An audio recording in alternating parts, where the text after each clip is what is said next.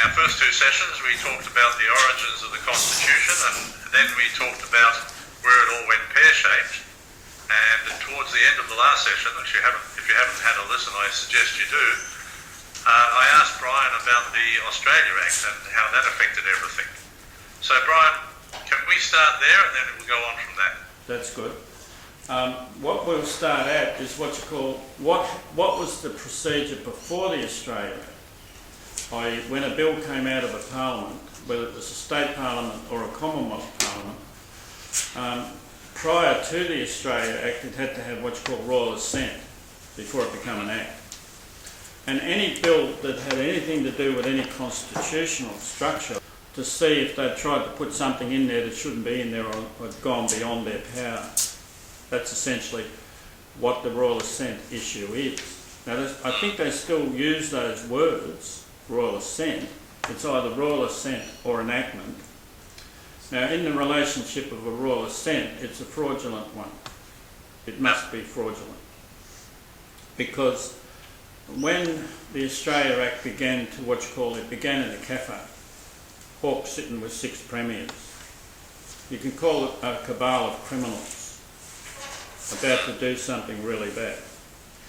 What they needed to do was to shut out the United Kingdom so that they could actually wreak havoc with what you call in-house acts, Australian acts. They needed to take what you call the enactment pen away from the United Kingdom.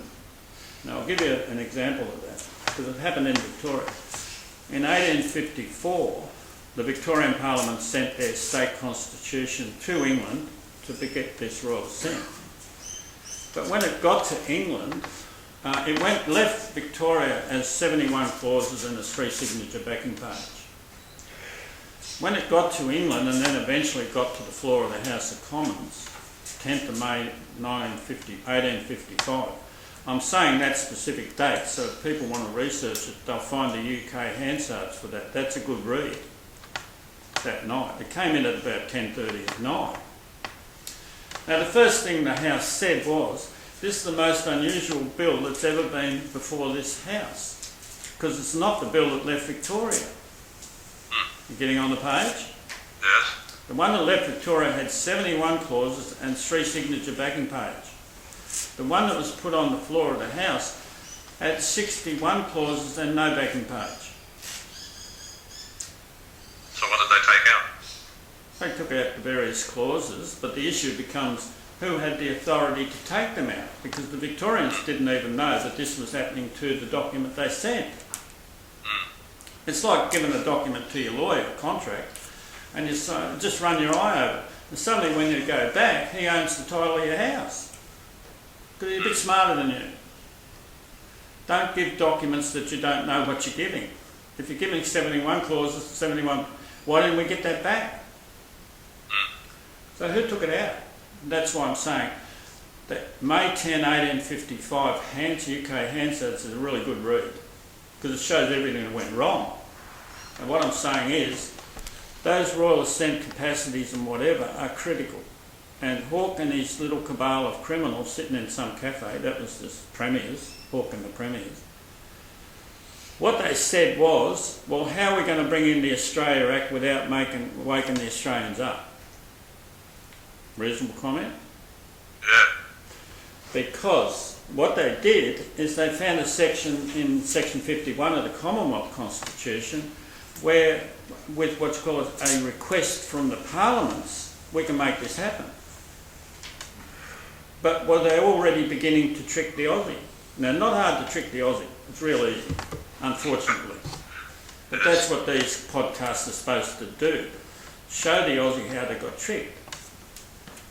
And see if you can get the Aussie to turn the trick the other way. Right. But when they did it, they chose a section out of section 51 of the Commonwealth Constitution, which what you call at the request of the parliaments. Now here's where the Australia Act goes pear-shaped. Everyone talks about the Australia Act instead of talking about the request acts. Reasonable comment? Yes. Because that request act bound the particular states to do something to request the act. And there was 3 in particular. there was Western Australia, Queensland and New South Wales. Now they would have had to do something under section 106 of the Commonwealth Constitution before they could send that request act to London. Reasonable comment? Are you keeping up here? Yes, I am. I'm just bringing up the Constitution in front of me while you talk. I see. I'm only asking that question to make sure somebody else would say, are we keeping up or not? Because fortunately with this sort of stuff they can always hit the pause button and rewind. Anyone understand that? So the issue of the Australia Act is in the Request Acts, not in the Australia Act. I'll tell you why. Queensland sent the state request back off to England. That's not disagreed, eh? Right. It went off to England. Problem is, section 106 says it must be in accordance to the state constitution. Now at that time, you would have been bound by section 53 of your state constitution. You didn't abide by it. Somebody jumped clean over the top of it. You didn't have. It would have bound you to a state referendum for the Request Act. Got it? Yep. In Western Australia, section 73, subsection 2 of their state constitution would have bound them totally to a referendum, state referendum. Same in New South Wales. They're the only three states that had the referendum conditions in their state constitutions at that time. Now the little cabal of criminals sitting in a cafe in Canberra, and that's where it all happened, said, well, we're not going to do that, we're just going to jump clean over the top of that and do it anyway. So the Request Acts are actually criminal acts. They did not use their state constitution requirements to kick the first part in. Then when you get, now to highlight that point, section 13 of the Australia Act is the alteration of your Queensland constitution, and then you'll see section 11 and whatever, but they're all in section 53. Before Anderson changed your constitution in 2001. When you read section 53 before 2001 and then you read it after, it's like it's written in Latin. One's in English, the other's in Latin. I'm only saying Latin to show you. There are totally different words in there. Gibberish. They didn't abide by section 53 at all. But all of that becomes relevant because you find the Queensland Constitution is section 13 of the Australia Act. But they didn't abide by the referendum condition in your constitution. But section 14 of the West Australian Constitution amends, and it amends section 50 and 51. They're two of the 6 sections in the West Australian Constitution bound to a state referendum. Did they have it? No, they didn't. No. So they ended up in section 3 and 13 and section 14. But in their stupidity, they put section 6 into the Australia Act. And when you read section 6, it says if it does not abide by manner and form is a referendum condition, it's not valid.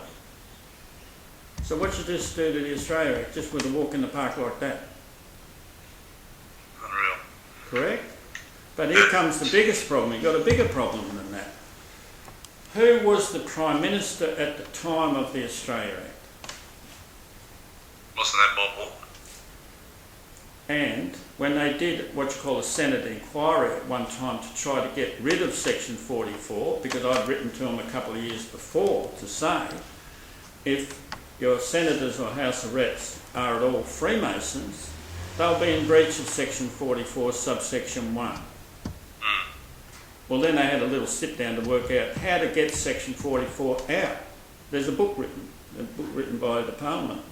It's called Aspects of Section 44. So it's a parliamentary book. And the book shows they're trying to get it out.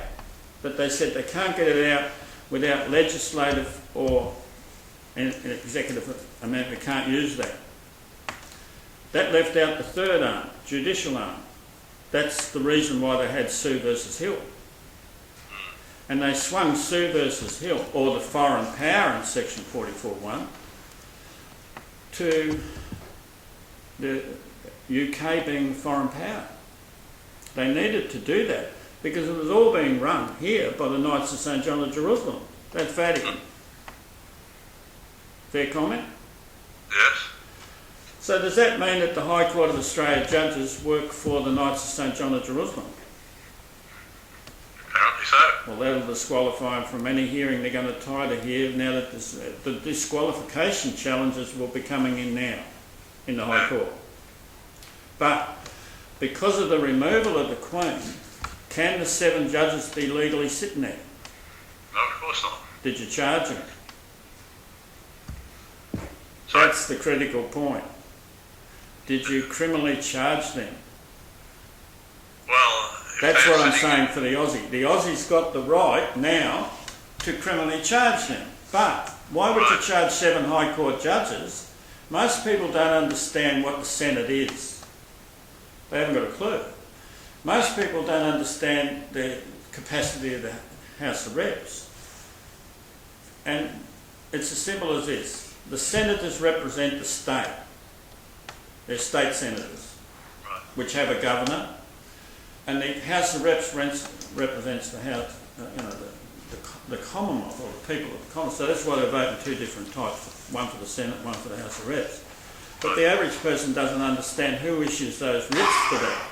Now, over in West Australia, the state of West Australia, using the Parliament of West Australia, so they're all complicit. They're what's called natural persons. They're not the entities or whatever. If you need to sue them or charge them, they're natural persons. Every one of them's got a pulse. They can't hide under the corporate umbrella. When you name them as a natural person, they are, in that capacity, liable, civil and criminal, in both capacities. Now, because the average person doesn't know the structure and how to do it, the moment a judge or anyone takes you to court, you are legally able to arrest that judge or magistrate because of the removal of the Queen. And that's what Desi Freeman and Jim Resch have been doing, right? They do it wrong. Oh. They've been doing it, but as I said to them, what's the next process? They don't know the next process. And the next process is critical. Because there's a when you arrest somebody, either private citizens arrest, or the coppers do it. All the coppers, state and federal, know the process. Someone's got to take them to trial.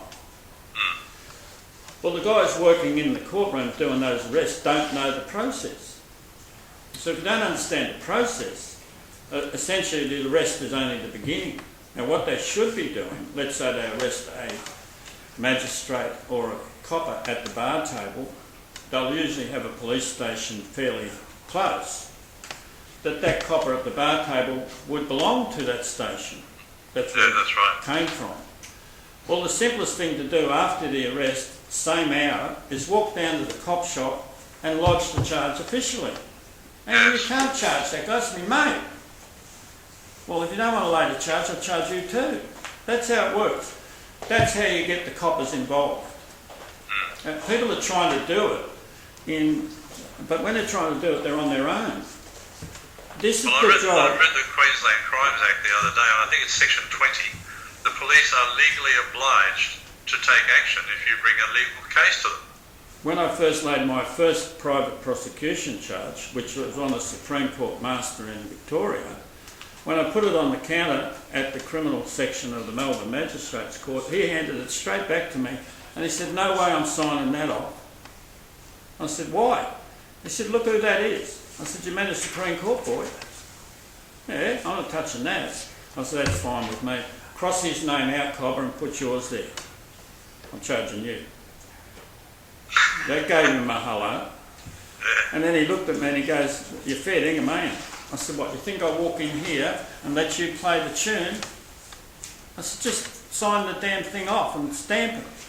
He said, No, but give me a couple of days. And when I went back, it signed it off. Because he knew. And that's as simple as that. If a copper doesn't want to do it, he's got his name on the badge, and you always take the blank one in with you. Yes. So you can put his name on. That's the correct. So when you're only arresting at the bar table, that's only the beginning. That's right. Well, they did issue the arrest warrants, I believe, but 2 weeks later. Brian, we're going to have to stop here because we're just about out, well, we are out of time. But let's continue on. What will be the topic of the next one? Well, I'd like to pursue this one a little bit further. Private prosecution. Yes. We'll call it Because private a lot of prosecution. people are very, they're very keen to go out and arrest these guys, but as I keep cautioning people, slow down and learn how to do it properly. Absolutely. Lawfully.